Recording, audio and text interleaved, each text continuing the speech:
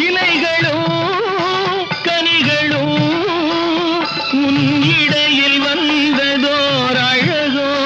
இயற்கையின் பசுமையே எந்தன் இதயம் தந்ததாய் நினைவோ அந்த நதி என்ன உனை கேட்டு நடை போட்டதோ